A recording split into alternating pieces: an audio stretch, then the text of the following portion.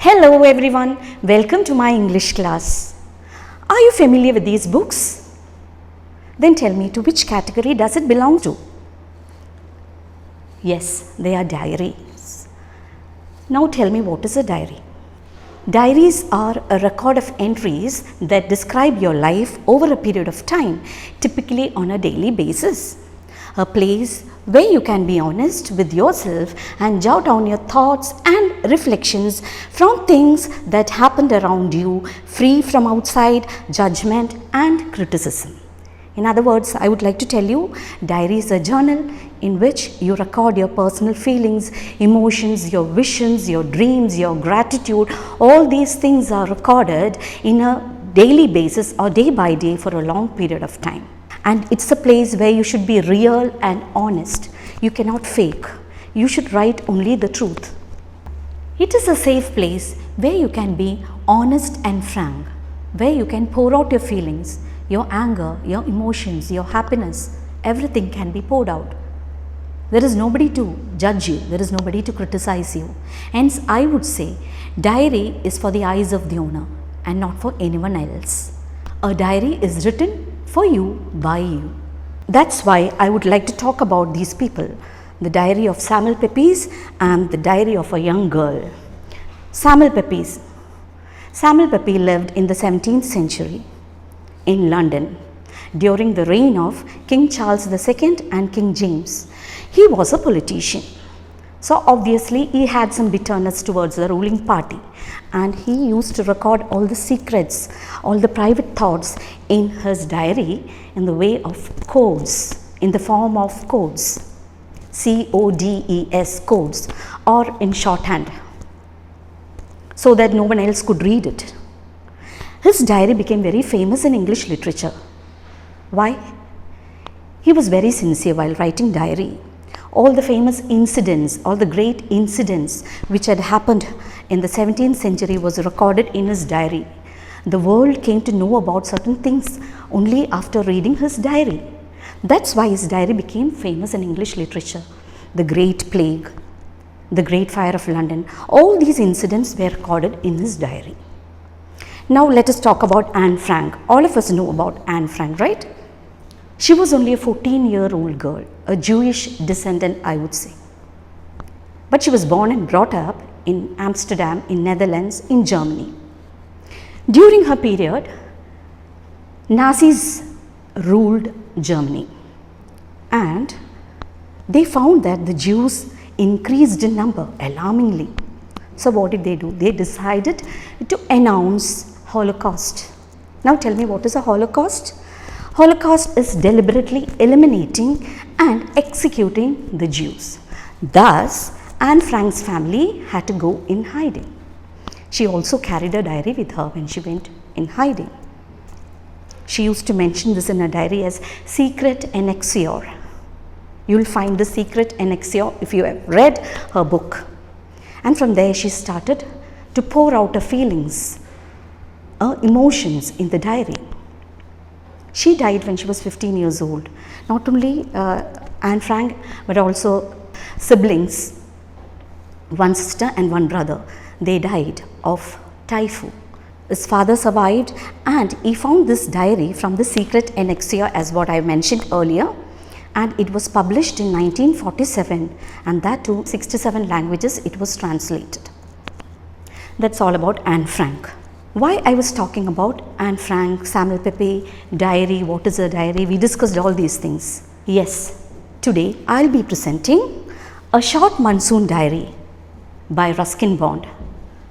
This is taken from NCERT textbook Honeydew, prescribed by CBSE for class 8 students.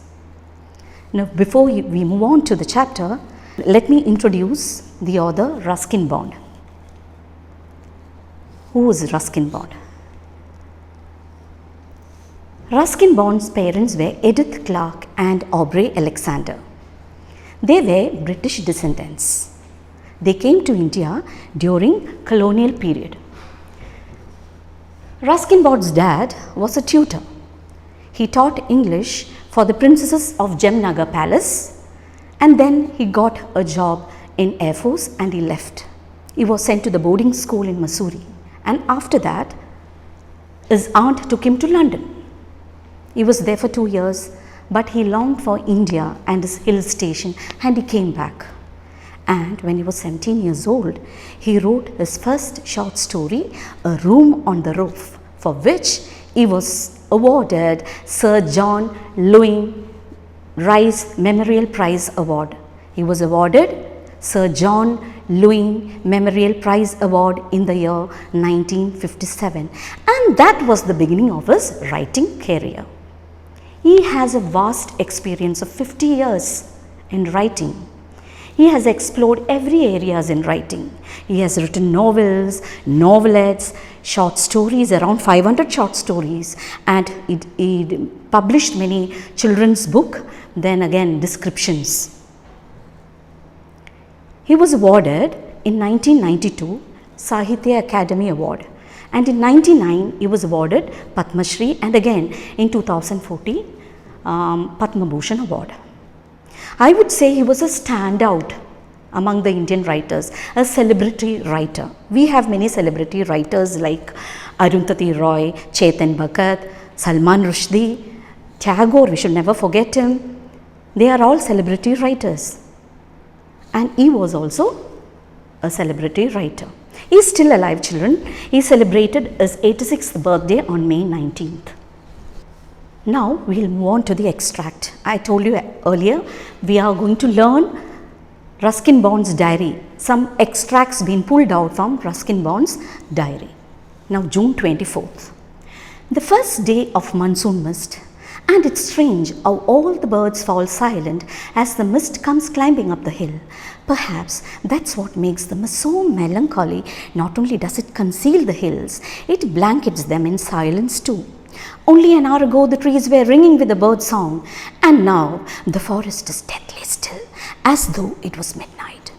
Through the mist, Biju's calling to his sister. I can hear him running about on the hillside, but I cannot see him. Here, the author describes the exquisite beauty of his hometown, Landor. He also describes the sudden appearance of the monsoon mist. Monsoon mist seems to be very melancholic. Why melancholic? Because it conceals the hills, it blankets the hills, it covers the hills, it hides the hills, and hence it is affected by the elements of nature. It is affected, the mountain mist affects the elements of nature. How? An hour ago, the trees were ringing with a bird song. What do you mean by that? That's also personification. He has used personification in this chapter. Here he has used monsoon mist climbing up the hill. The mist has taken a human attribute, actions of human. So the mist is personified here. Same way the trees are also personified. Trees were ringing with the bird song. What do you mean by that? An hour before, the birds were chirping, but they stopped. They stopped chirping. Why? Because the monsoon mist has concealed the hills. So the forest was deathly still. The hill seems to be deathly still. What is deathly still? Extreme silence. Extreme silence. No movements at all. As though it was midnight. Yes, in midnight, we don't find any kind of disturbance, right? So it was deathly still. The author could listen to Biju calling his sister. So Biju is another character. He has mentioned in his extract a small boy, maybe. Biju is calling his sister and he is unable to see the sight. He is unable to see Biju and the sister. Why? The mist is veiled. Mist covered the sight. Next is June 25th. Some genuine early monsoon rain, warm and humid, and not that cold high altitude stuff we have been having all year. The plants seem to know it too, and the first cobra lily rears its head from the ferns as I walk up to the bank and post office.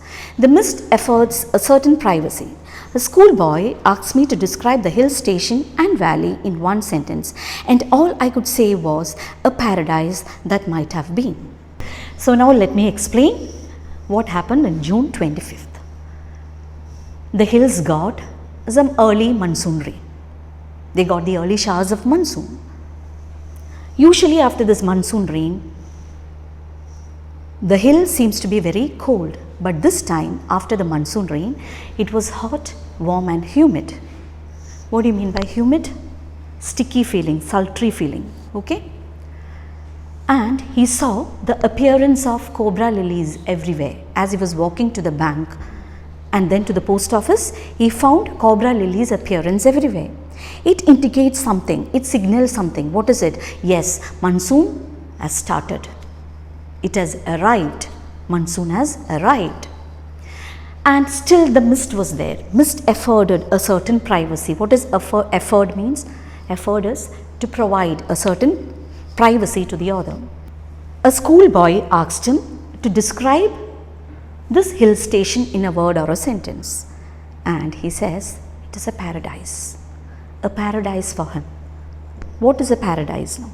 All of us, it's not a new word, paradise. If you do good, you'll go to paradise. If you do bad, you'll go to hell. In paradise, God dwells, and in hell, devil dwells, right? Some of you must have heard about John Milton. He was a very great intellectual as well as an English poet. He wrote The Paradise Lost. It was an epic poem. In it, he has described what is a paradise. It's a biblical story. And in it, we'll find the fall of the man, the disobedience of the man, Adam and Eve, all the biblical characters, you'll find it in this epic poem. So he was very famous, and he has mentioned about this paradise. So now Ruskin Bond here, he mentions that his hill station seems to be like a paradise. Here are some pictures. You can see the mountain mist climbing up the hill. This is Mussoorie, children, and this is the way to Mussoorie. You can see the hills, hill station, it's a hill station. And this is our cobra lily. It signifies the arrival of monsoon. Now it's June 27th. Let's see what has happened in this hill station on this date. The rains have heralded the arrival of some seasonal visitors, a leopard and several thousand leeches. Yesterday afternoon, the leopard lifted a dog from near the servants' quarters below the school. In the evening, it attacked one of Biju's cows but fled at the approach of Biju's mother, who came screaming imprecations. Now, June 27th, the monsoon arrived, and so some seasonal visitors also arrived in his hill station. Which are the seasonal visitors now? A leopard, 1,000 leeches, and also some minivet scarlets and a pair of droncos. So what did the leopard do? Leopard, on the previous day, it lifted a dog from the servants' quarters, and again it has come to attack Biju's cow. But Biju's mother came running with screaming imprecation. What do you mean by imprecation? Imprecations or imprecation means curses. So it came running with cursing this leopard. So the leopard fled away. Yes, now let's see what are leeches. Leeches belong to Annelida class, and their group is invertebrate. What do you mean by invertebrate? Without backbones. They don't have backbones. They are segmented from head to tails. Leeches are segmented from head to tails. They have a sucker. With that, it sucks our blood. Before sucking the blood, it secretes a fluid. It creates numbness on our body, and then very cleverly it drinks our blood. So as for leeches, I shall soon get used to a little bloodletting every day. The leeches were used for leech therapy. Do you know what is leech therapy? With the help of leeches, people used to remove impure blood from our body.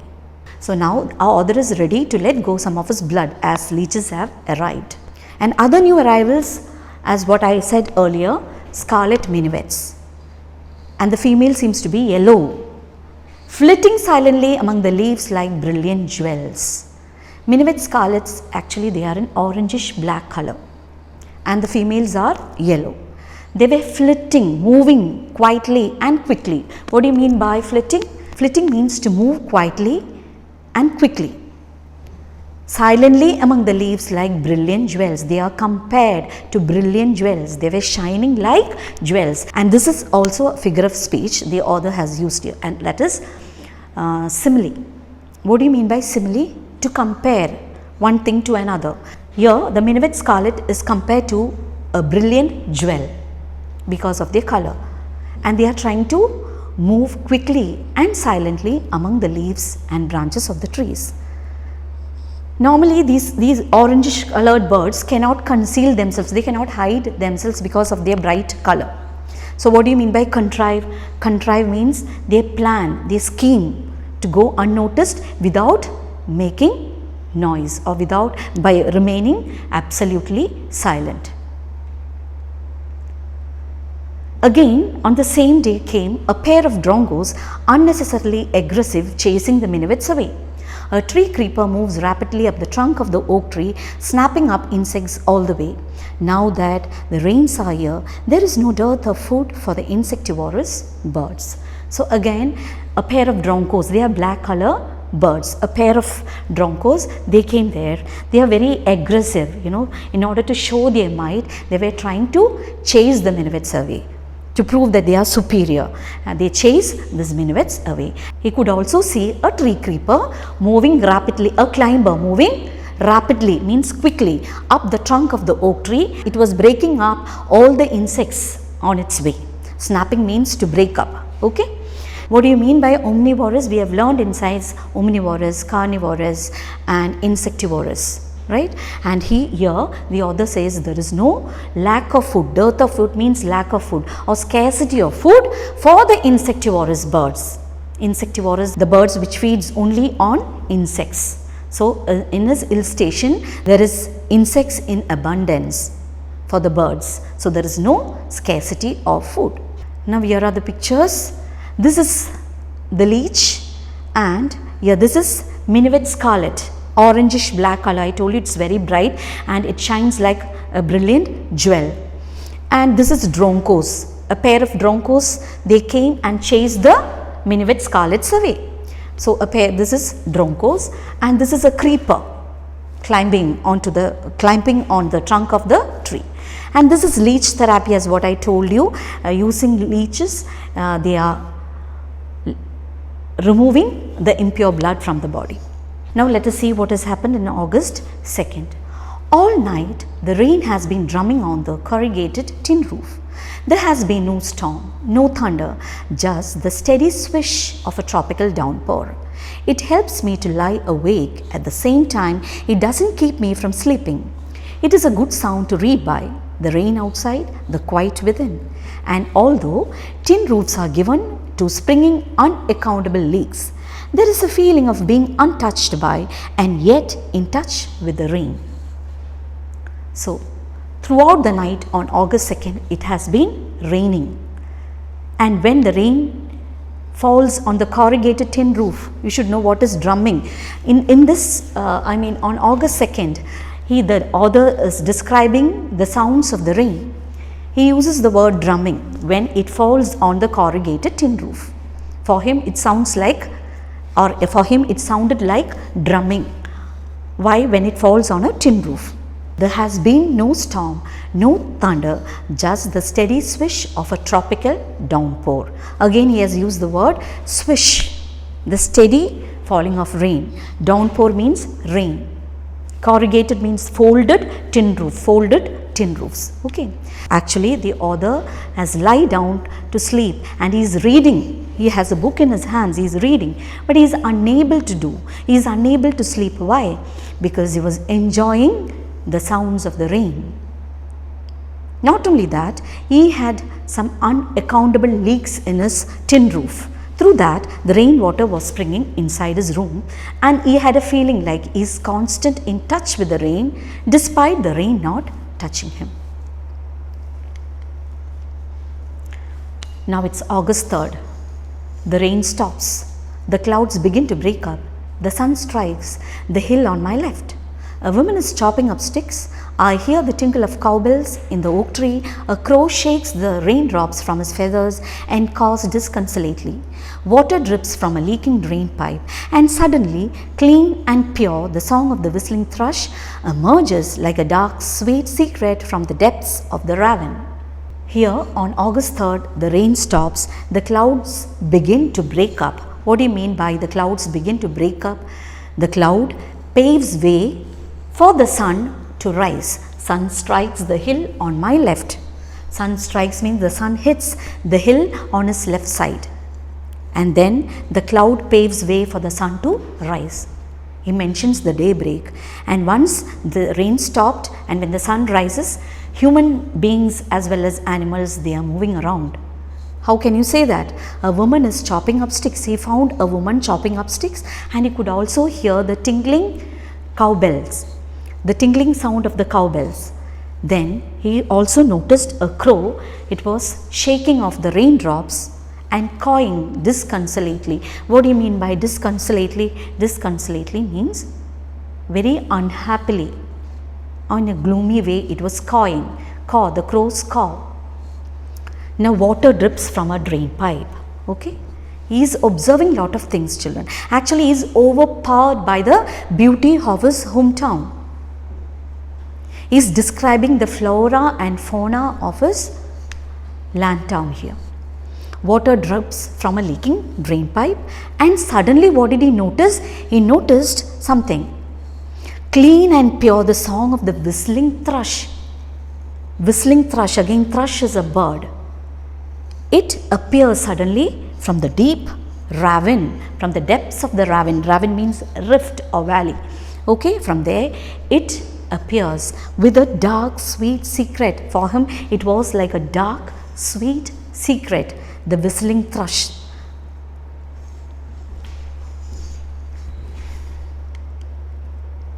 Now here are the pictures of corrugated tin roof. As I mentioned earlier, the folds, you can see the folds, folded tin roofs. Now this is thrush, the thrush which appeared like a dark, sweet secret from the depth of the valley, and this is the cowbells, tingling sound of the cowbell.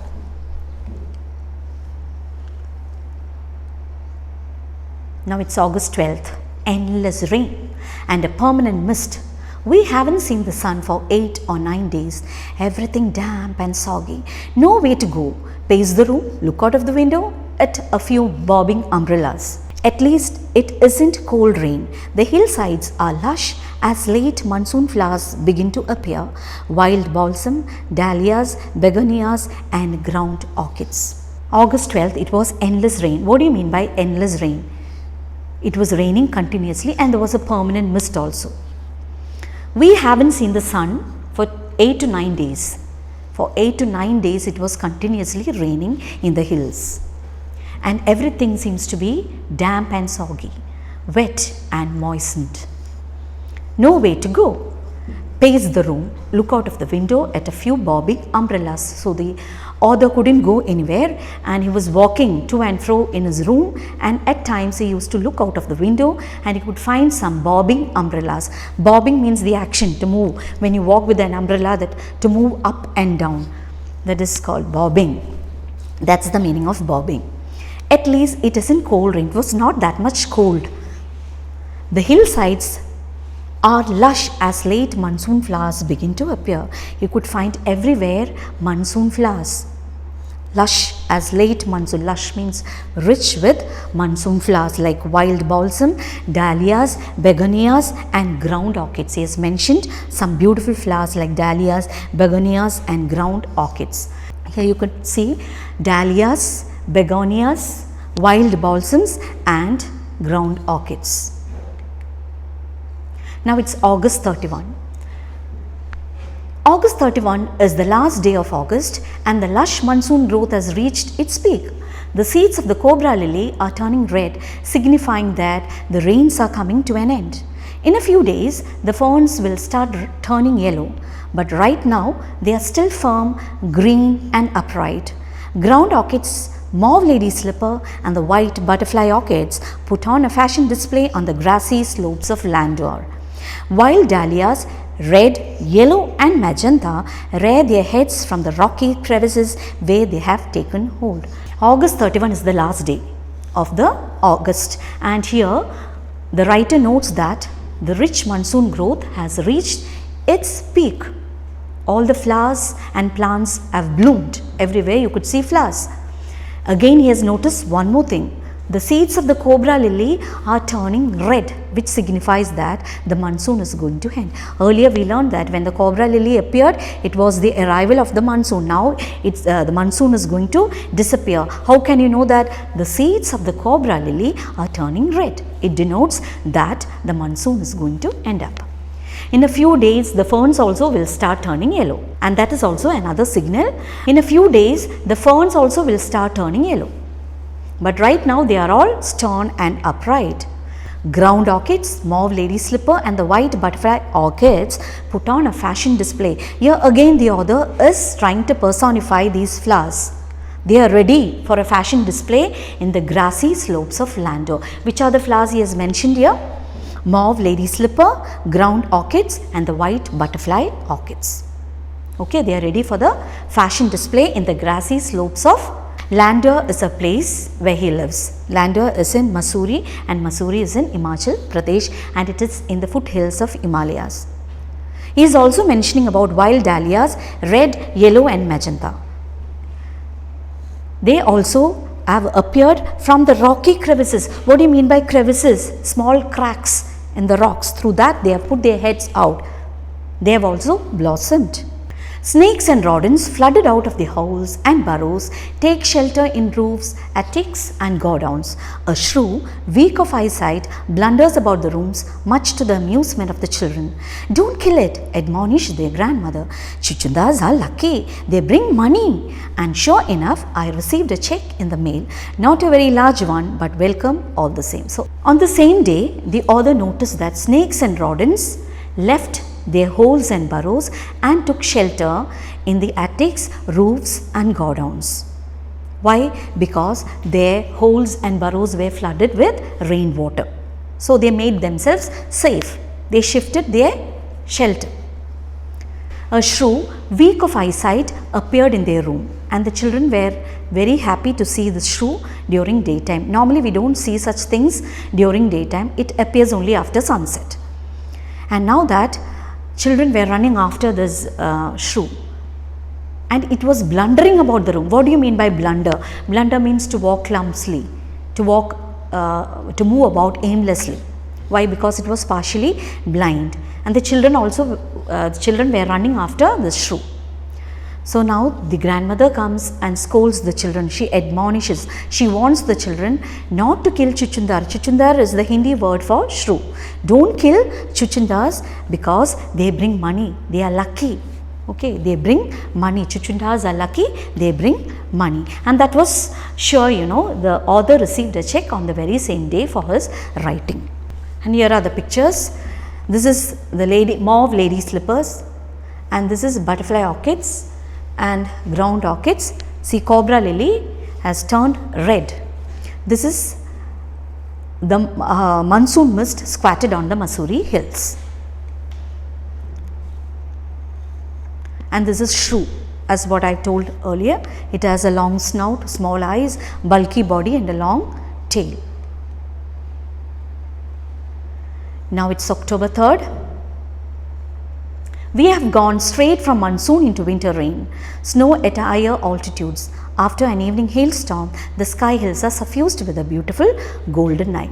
So here October 3rd, the hills received an extended monsoon. Usually the monsoon ends during August, but now that it was extended, and in October also they got monsoon rain. Soon after monsoon rains, the winter rains started. Snow at higher altitude, and there was snowfall in the higher regions. After an evening hailstorm. What is this hailstorm? Hails, small pellets of ice or small balls or small lumps of ice which falls down, which is poured out from the clouds when there is a thunderstorm. So they received a hailstorm, the sky, and after a hailstorm the sky was bright, and it was the hill was spread with, suffused means spread with beautiful golden light. Now it's January 26th. Winter reigns in the hills in the hushed silence of the house. When I am quite alone and my friend who was here has gone, it is very lonely, very quiet as I sit in a liquid silence, a silence within, surrounded by the rhythm of rain, the steady drift of water on leaves, on lemons, on roof, drumming on drenched dahlias and window panes, while the mist holds the house in dark caress. January 26th. The hills were still receiving the winter rains, and our author seems to be in a very lonely situation. His friend who had accompanied him left him, so he is all alone, and there is an inward silence in him, and outside also, in the house also it was silence, a liquid silence, silence which is spread everywhere, and he seems to be very lonely, but still he was enjoying the rhythm of rain.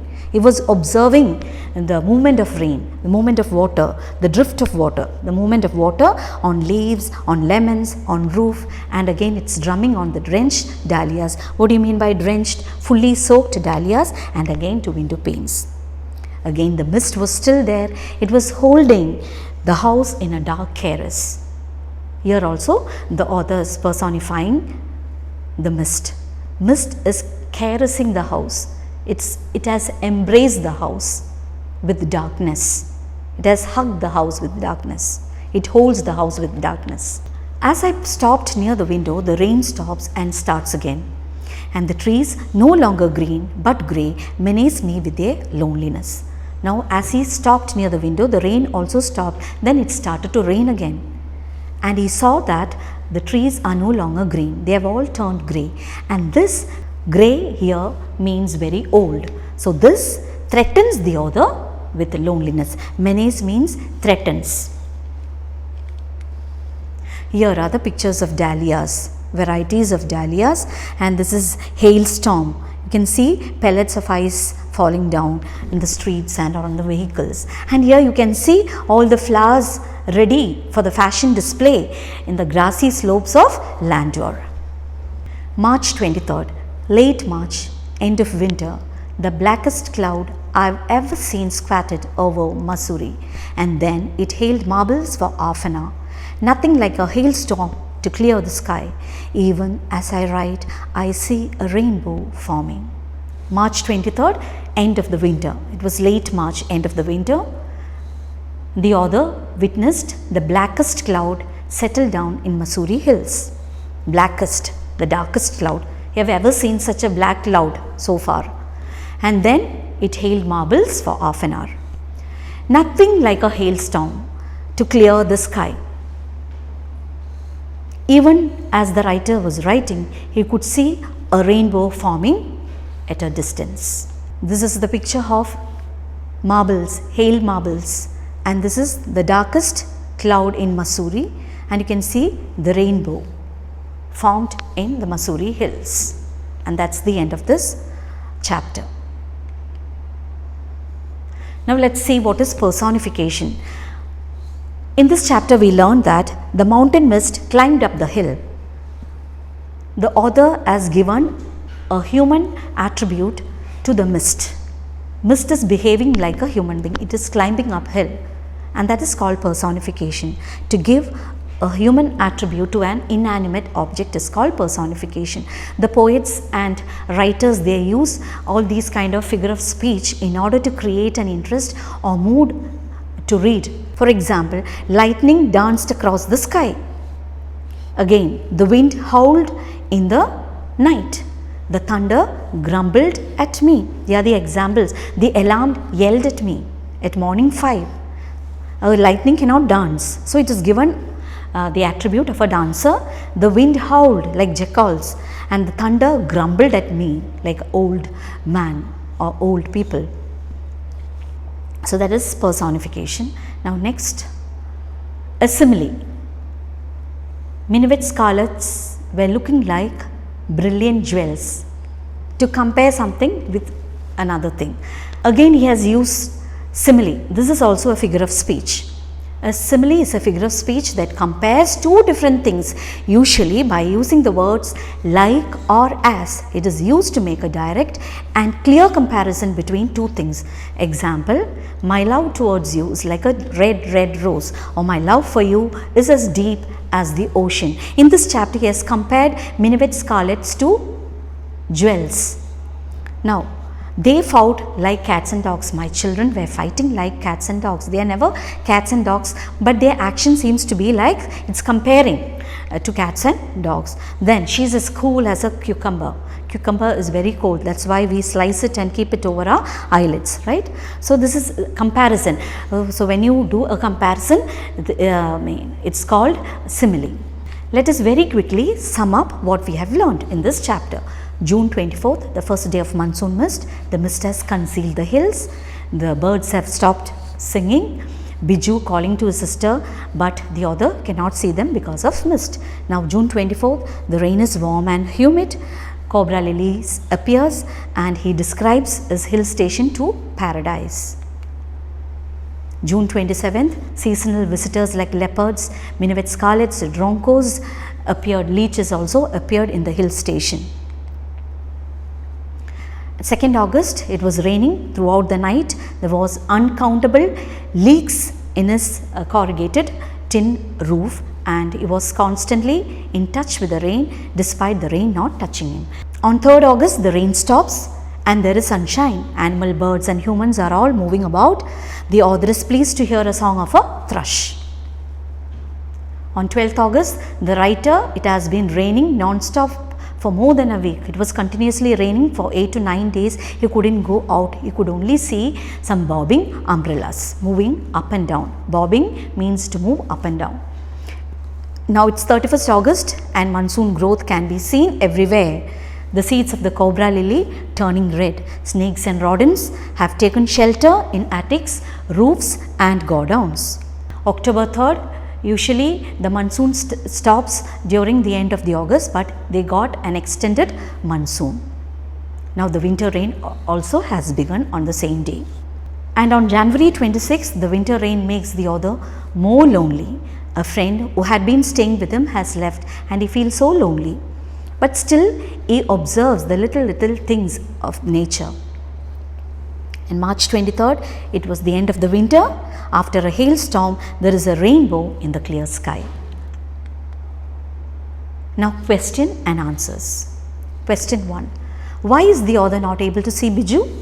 The author was not able to see Biju because of the mist that had covered the surroundings. Question 2.